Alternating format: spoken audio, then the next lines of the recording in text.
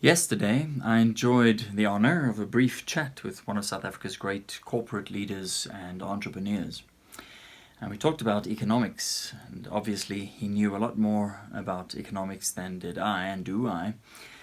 But I did make use of the opportunity to remind him of how well my economic decisions in the past year, have worked out for me. Which was a bit of a boast, but it was also with the intention to perhaps give a bit of gravitas to my point of view. And so he did what every clever businessman and wise gentleman would do, and he said, "Oh, well, that's very good. So, what brings the next year for us? What now? What will the year bring?"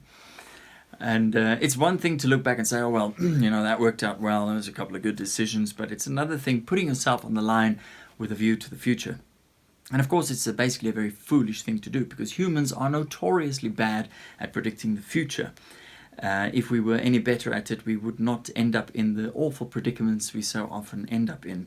From a global to a national to a local level to an individual level, we all have our failings with regards to the future. And then you have the oracle, Warren Buffett, who seems to make good decisions, but they are often based on some very conservative guesses on surefire horses. But indeed, he has done very well. But the future is certain, but the way in which it comes is very uncertain. And it's one thing looking at a truck coming at you down the road and judging its velocity and its trajectory and guessing that in so many seconds it's going to be here, it's a safe time to cross the road or not. But the real world out there is like a million trucks coming at you at an intersection with no lights, and at any given time there can be a fire truck or another truck or a dump truck or a motorbike or something coming from any direction and hugely influence what seemed obvious from the given trajectory and velocity of the truck. And this is how it is, predicting the future. So I would never present myself as a predictor of the future, but obviously we're all looking at circumstances around us. We take what we have from the past, and for as much as one can see the trajectory of as many things that fall within your knowledge and that you can digest, you make a prediction for the future, and that's where you're at. So I'll try that. And the worst that can happen is that I can be wrong. But what are the chances that an entertainer in the mountains, a half farmer, half entertainer somewhere in the mountains, is going to come up with some view of the economic future of the globe that'll be so accurate that it'll put economists of the world to shame? Well, the chances are not very good. Fortunately, the chances of them getting it right are also very slim, which is why they're careful to make predictions, and it's always worded in a lot of waffle, and it just takes time up on Bloomberg television, and in the end the future does what she will. But here's my try. I'm an entertainer, so I do it for your entertainment, and you may entertain these ideas and maybe include them in your planning for the future. Yes, most of you might have had a glimpse of what happened to oil today. What a thing that was. It was an absolute historical moment. It's such a wonderful thing to live in history. The last 50 years that I've been alive have been remarkable with regards to history. I've seen some of the most incredible things happen. The fall of the Iron Curtain, and I was old enough to understand it at the time. Before that, there were the Soweto riots. I was a bit young for that, but I do grasp something of it. And we saw changes happen all over the world, and we saw 9/11, and we saw many wars and crashes, and here we are again today. World history.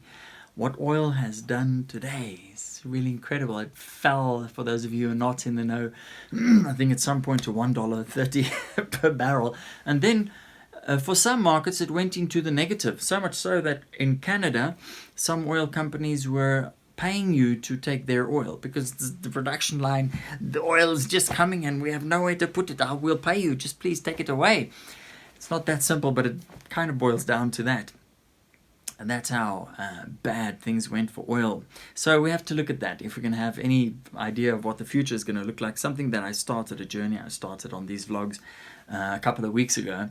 And I'll just continue. I'm going to stick with what I've been saying so far, but I'll add more to it. So oil had a huge fall. I'm going to have to look at the countries that produce oil and what impact it's going to have on them. Because if oil forms the mainstay of your country's revenue, obviously you're going to be in some deep trouble. So that's Venezuela, Nigeria, Middle East, Iran, Iraq, Saudi Arabia, but even Russia, which is a different kettle of fish. And they're all more or less in the same boat, where they don't have very strong economies, and they do, but conventionally speaking, they don't. We'll get to that later. But then you have a country like Norway, which is, depending on which yardstick you use to measure it, is arguably the wealthiest country in the world, because of all that North Sea oil, and of course it's going to have an impact on them. So all the countries that rely on oil for their revenue are going to take a hell of a knock. And that comes on top of this corona lockdown, because now they have to support these industries. And I forgot to mention America, because for the first half of the previous century, America was the world's biggest oil producer, and then they discovered oil in so many other places in the world, and Saudi Arabia was just pumping out the oil, and backed by American support. I mean, it comes to many people as a surprise. How can it be that Saudi Arabia is in such gross violation of so many human rights and is wrong at so many levels as far as our Western perspective is concerned, and yet they're the great friends of America, and America never lifts a finger or does anything. Even Osama bin Laden came from Saudi Arabia, but they went to look for him in Afghanistan and eventually found him in Pakistan, if that is to be believed. But Saudi Arabia remains unscathed. Well, the reason for that is towards the end of the Second World War, I've told the story many times, but for those of you who are first-time viewers, 1944, end of the Second World War, all the countries realized that the world economy was in dire straits, because first they had the market crash in 29, and then they had the depressions in the 30s, and then all throughout the 30s they were dealing in some parts like Germany with hyperinflation, and they were building up to the Second World War, and the world had been at war for 6 years, and now what do? Let's all get together in Bretton Woods in New Hampshire in the United States and figure out a plan to save the world economy, which they did, and they did very well. 700 delegates from more than 40 countries got together and actually made a good plan. And one of the aspects of the plan was that the US dollar was going to be used as a reference currency for the world, on the condition that it's backed by gold. So you have that much gold, you're allowed to print these many dollars, and wonderful, it worked famously, and the whole world saw growth like never before, and managed to drag themselves out of the quagmire that the previous almost two decades had caused for them. However, in 1971, was it 15 August, the United States stepped away from the gold standard, and all the countries were like, well, we have bought all these dollars and they're supposed to be worth something, and now they're a fiat currency, which is a currency that is backed by a government's promise. Just a promise, and then we make money. And then 2 years later, in 1973, just before it got too bad, the States made a very good deal with Saudi Arabia and said, well, you're the top oil producer in the world, and trade all your oil in dollars, and we will give you diplomatic, military, and economic support and protection.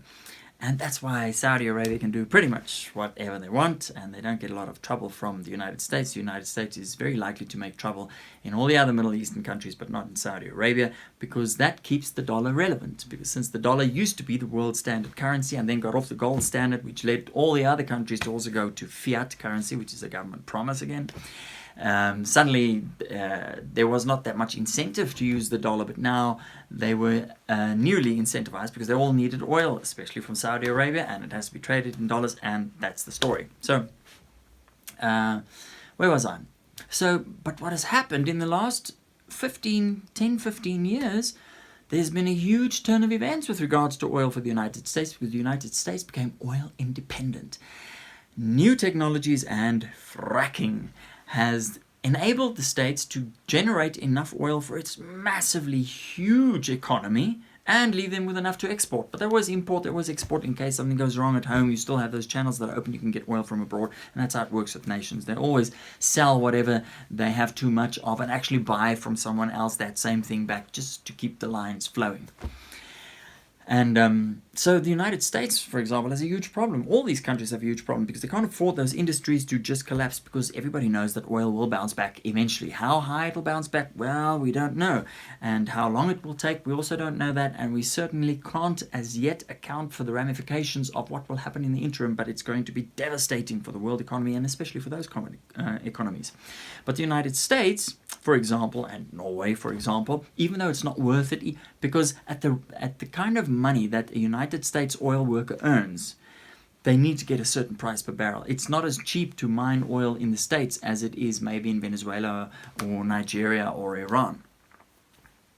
But there are entire towns that exist around oil in the States, and those people work there, and they can't have that collapse. So what's going to happen is the United States government is going to have to support these people. Now, they've just said that it's going to be 2.2 trillion or something like that, support that they're going to do, and now we're going to have to do more support for these oil companies. And how are they going to do it? Well, it's easy. They're just going to print money, ka-ting, ka-ting, ka-ting, ka-ting. Now, the way it works with oil is one of the reasons the oil price is so low, apart from the tiff that Russia and Saudi Arabia had before this whole COVID thing really kicked in.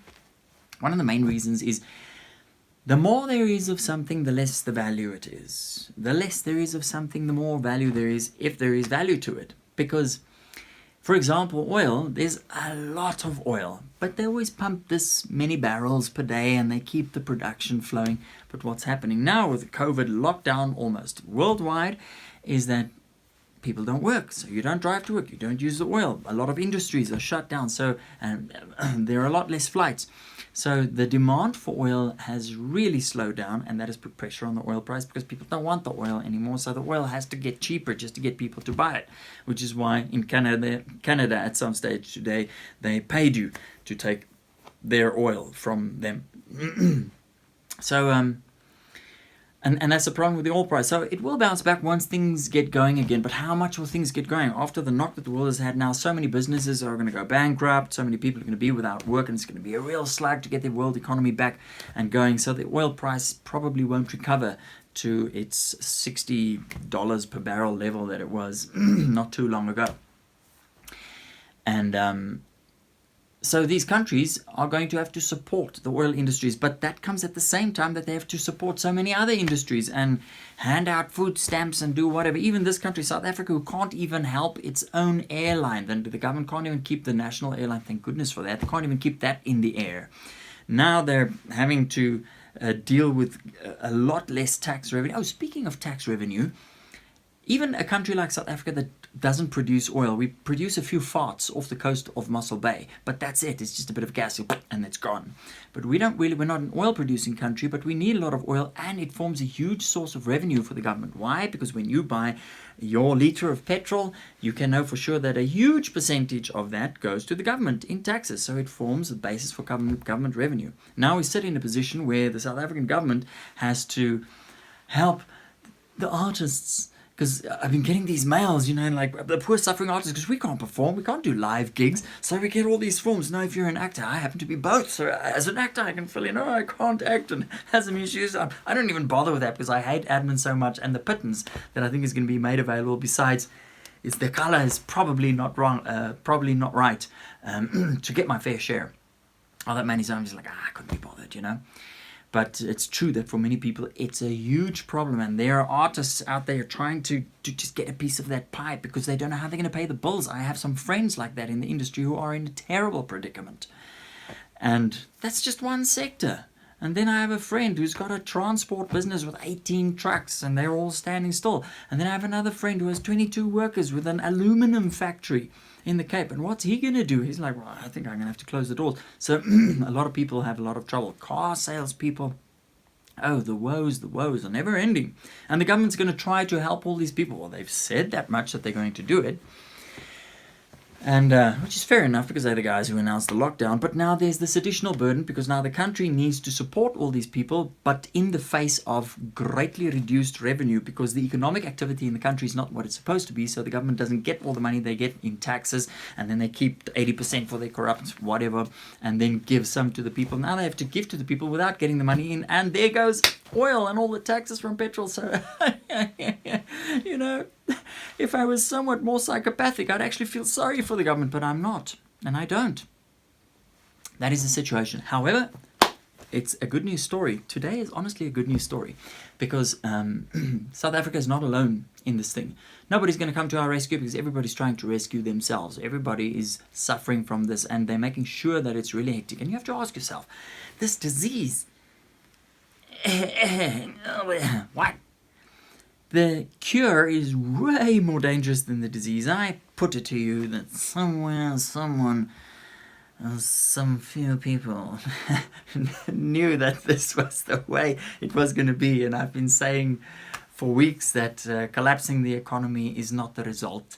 It is the objective. And given the huge impacts that this whole situation has had on freedom of speech and freedom of movement and freedom of criticism against the government, the fact that we now live temporarily in an autocracy means that I'm probably not even allowed to say this. It's just not, I didn't really say it. I take it back. Whatever. Don't open up, it's the police. The moon was done. You know that Lindsay Kwesi Johnson was... anyway, I have too many things at the same time. So what is going to be the result? The countries that don't produce oil, less revenue. The countries do produce oil, they have a huge problem. We don't know when it's going to bounce back. The world economy suffers, and governments are going to be printing money to stimulate the economy, to flood the economy with money. But if you flood the economy with money, like all things that there's too much of, there's going to be too much money, it's going to lose value. So you're going to go into the store and you're going to want to buy a bread, and you're going to say, oh, bread is 10% more expensive. It's not the bread that's 10% more expensive. It's the same value in calories that fed the stomach of a Sumerian peasant 5,000 years ago. It is the money with which you buy the bread that is worth less. You must understand this is inflation. That's how it works. So, and that's the good news. The good news is that now the world has to come together the way they did in Bretton Woods, and they have to say, well, we have to make a plan. All these nations come together at the table. Let's see how we're going to fix this thing, because we're all in trouble, and we all, especially the Western governments, are so deep in debt. It's a strange thing. All those shithole countries that Donald Trump called shithole countries actually don't have such huge problems with sovereign debt. All right, they're also limited in the degree to which they can pay off their somewhat smaller debt. But you know, when you have America, whose debt is 95% of its GDP, but then you have shithole countries, Pakistan, didn't memorize all of it, but they're like in the 20%, you know, places like Pakistan and Chad, you know, and Mali and those places, and even Venezuela's looking good, and Russia and China are actually looking very good in terms of the amount of money that they owe their debts compared to their GDP. Not like the States, not like much of Western Europe. And look, it's very complex. I don't want to get away from it too much, because then there are also the foreign assets they hold, and it's offset against that. But basically, GDP, government debt, the percentages don't look good for Western governments. So governments basically are where the banks were in 2008. They need some form of rescue, but now the banks were rescued by the government. Now, who's going to rescue the government? Well, the world governments. All the governments are going to get together the way they did, and this is my prediction. They're going to get together the way they did in 1944, Bretton Woods, and say, what are we going to do? And I think what they're going to do is they're going to say, we need a new world currency, because it's this fiat currency that has really made the problem. It's all this fake money. People have been printing money. It causes hyperinflation. You can't predict the future. And now something like this hits and everybody's in trouble. Why don't we get a world currency that is stable? Now, the worst case scenario, and let's call this world currency the UNO, the United Nations. Oh, the UNO, eh? You know?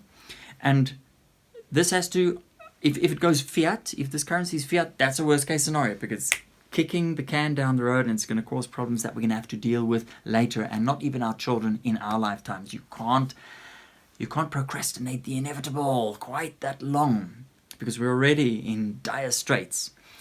The second option is that it's pegged, and that's my favorite option, that it's backed by gold. This new international currency is backed by gold. Wouldn't that be fabulous? Gold, wonderful gold that's had value for 6,000 years or more, and we love gold, and it doesn't rust, and it's just wonderful metal, and it's useful. It's so pliable. You can take 1 gram of gold, this is a fact, 1 gram of gold, and stretch it to 2.5 kilometers. Wow. That's why it doesn't take a lot of gold to cover a whole statue. The thing is like, golden statue, it's just a bit of gold. But then there's the third case scenario, which is somewhere between gold and fiat. Fiat is the worst case, gold is the best case. But then there's this third one, and it's a strange thing. I woke up a few mornings ago, and I don't know, it just popped into my head. So that's how creativity works. So it's just a creative idea. Just ignore me. It's just a musician just waxing lyrical on what possibilities there are. I put it to you that they base this new global currency on carbon. Because it's real. You can touch it. It's like gold. It's real. It's out there. But it's also hocus pocus, because the whole carbon thing, and the carbon, the plants love carbon. You want to kill the plants, not give them carbon. That's why they're so green. They love carbon. It's such a wonderful thing. If you're a plant, you're just like, give me that carbon. I'll give you oxygen for it, and I'll get nice and fat and sweet and wonderful. But no, carbon is really bad. And so the carbon industry has really grown in recent years, and there are carbon taxes, but then there are carbon credits. And the way it works is you have a business and you give off way too much carbon, so you have to pay carbon tax. But there's another business that's really green, and they get carbon credits, so you can buy their carbon credits from them, which alleviates your tax burden, because the credit is cheaper than the tax that you're going to pay. Isn't it wonderful? It's really so lovely the way it works. So carbon...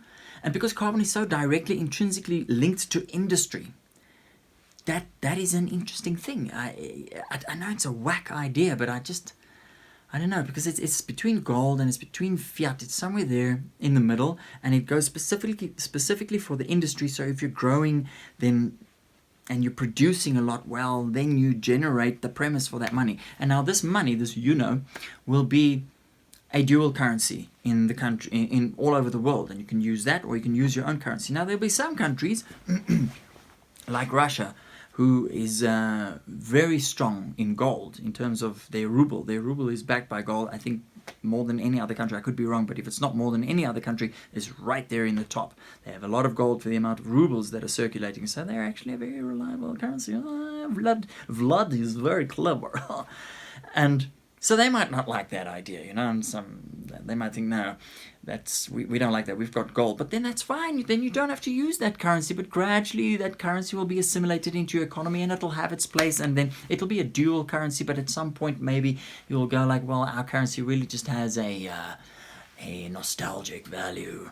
And I can imagine that the Brits and the Americans will not part with their currencies really easy, but in the face of this new currency that is a lot more reliable, that can reset the world financial and economic system, well, maybe they'll yield somewhat more, and then eventually their grandchildren will be completely sold onto this currency.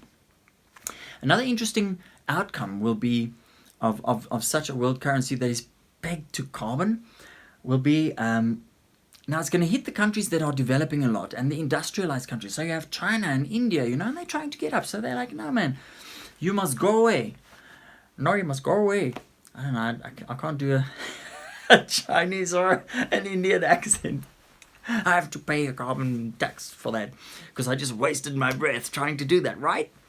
Which is one thing about carbon tax I really can't stand, is because we are all carbon generators, and how far are we from taxing just the fact that you're speaking, because you're generating carbon, me, you get a fine, isn't it? It's a horrible dystopian thing on the one hand, but on the other hand, so yes, okay, China and India, so they might not like that very much, but then there'll be an economy, a Western European, Holland, a wonderful Dutch, a Dutch company who is carbon positive. So they'd be like, well, we'll sell you our credits, and so we can relieve you of that tax burden, but then we have to work together. And okay, now what follows now is probably a bit controversial, but I think it needs to be said. I think the so-called third world countries, many developing countries, are not helping the world. They're dragging the world down, not only economically, because they make debts that they can't pay, and then the debt has to be forgiven the way the IMF did it about 10 years ago or so. But they're also sucking up money that is not being used constructively, because they have autocratic, despotic leaders, extremely corrupt leaders, and on this continent that is particularly bad, who assimilate so much of that money for themselves and then put it back in Switzerland where it comes from. And their people don't get anything of it. And what happens is these people So firstly, there's all this money coming to the country, but it's not being given any life. It's not being given velocity, because that's the wonderful thing about money. I'm not a huge fan of money, but you can't disregard the fact that money is a wonderful way to carry value from one, to exchange value from one form to another. And if you make it move, if the velocity of the money increases and everybody uses it all the time, it boosts the whole thing, and life is just like, you must go to Holland. It's nice. They're a bunch of positive people, and they're stingy, but they're happy, and they've got their arts, and everything works. It's lekker, man. And you must ask yourself, would you rather live the way, I'm not saying rather live in rural India than live in urban Rotterdam. Would you rather live in the environment of safety and security and have an art and all the lekker things about being human? Would you rather live in the circumstances that you have in rural India or in central Rotterdam? Of course, you would. It would be nice to live in rural India, but with the life quality and standard that you have in central Rotterdam. That's great, and that's what we want for the world. But at the moment, it doesn't work that way, because all this money is being sucked by corrupt leaders and by despots and mismanagement and incompetence, and it doesn't trickle down to the people. So the people, I believe, not only economically does it drag the world down, but it also intellectually, cognitively drags the world down, because these people don't have access to decent education, so they can't participate in the world conversation and in the world economy and the world discourse and in the world thinking, because they're just struggling to survive. Now, again, I hear the hippies saying, no, but that's the way to live. Yes, it's a wonderful way to live. I live here for exactly that reason. I wanted to come out. But you know what? It's so much nicer living with nature, but knowing how it works. Because those people live in nature not because they choose to live in nature, because they're forced to live in nature, and because they cannot emerge from it, because all the resources are being sucked out before it gets to them.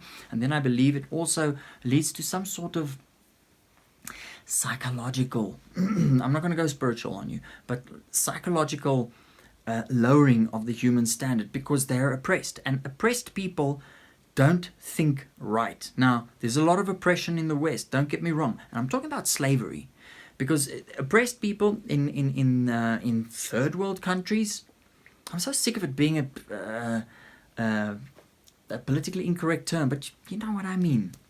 So they're oppressed because they're literally oppressed, and a lot of them are treated as slaves, and they function as slaves. They live the lives of slaves. But it happens in the West as well, because what is a slave? You work 24 hours a day for a boss, and you have no choice. You're a slave, correct? Now, what if the boss says, okay, at night between 11 p.m. and 12, and midnight, you're free. But the rest of the time you belong to me. Are you still a slave, or are you not a slave? Well, I would say you're a slave then. So, okay, I'll give you 6 hours a day, but the rest belongs to me. The other 18 hours you work for me, only for me, and you have no choice. Are you still a slave? Yes, you are a slave. And now, if you pay 30% tax, it means 30% of your day's work goes straight to the government. Or if you want to put it that way, January, February, March, April, all goes to January, February, March, April goes to the government. You just work for the government in that time, so you're at least a slave 4 months of the year in your work life. You know, it's a form of slavery, because it's indentured labor. You have to work, and you have no choice, and we're going to take the fruits of your labor, and we'll look after you in exchange for that. We'll protect you, and so you have it there. But I think the oppression and the slavery and the psychological slavery is even bigger in those countries where these people aren't given access to education, where they aren't given fair access to the resources that are coming down. And I know I'm sounding like I've read too much Das Kapital, but there's something to be said for that, because there are billions of people who are unhappy about these great disparities between the haves and the have-nots, and the revolution are at the gates. They're coming for you. So it has to be reset. And in this way, when this world currency comes around and is linked to industry, to carbon, which is linked to industry, it might open up the door for developed nations, companies from developed nations, to take an interest in these developing nations' industries in order to relieve that tax burden, but at the same time to assist in a proper management so that things go better. Maybe I'm being too positive. Maybe I'm being too utopian about this. But at the end of the day, I am an optimist, and I'm looking forward to a better world. There are going to be a lot of negative things about this.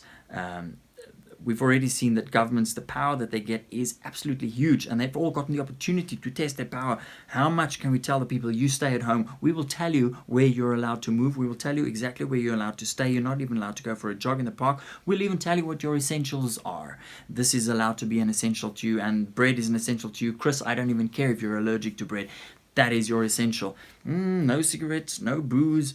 So we've seen how the government can extend its powers, and in this country there's also limits on what you're allowed to say. You're not allowed to criticize the government. Do you understand here in South Africa that you live in an autocracy right now?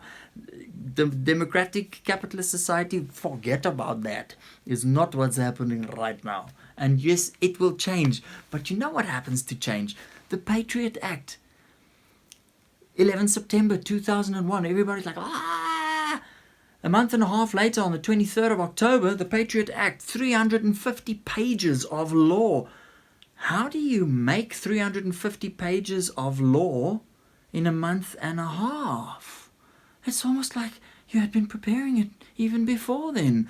And then 3 days for the politicians in Congress to read through this 300 and deliberate and then it gets passed. Huh? And it was supposed to last until the 31st of December 2005. It's still there, and in some respects the screws have even been tightened. You fight for rights, you lose them, they're gone. So that's the negative side of it. But what I'm trying to say is obviously the governments are going to be the net winners of this, and they're going to have this huge financial burden, but they can fix it if they all get together and start anew and reset the world, the global financial system. And then perhaps we can see a glimpse of that utopia. And it's never going to be 100% good, but there's always more good than bad in this world, because bad needs good to destroy something. Bad needs something for it to do its wicked work. If there's nothing for it to do, then it can't do anything, whereas good just creates something out of nothing. And that is what is... Wait, I just called fiat currency good. I didn't mean it that way, but what I'm saying is there is always more good than bad. We live in a world that is essentially more good than bad. In spite of what you see around you, there is a lot of good. Look at your children, look at your wife, look at your husband, look at your family, look at nature, look at the flowers. We do live in a beautiful, good world. And there is hope on the other side. I hope. Carbon currency, the I don't know. It's an interesting thing to contemplate. But I think that's enough for today.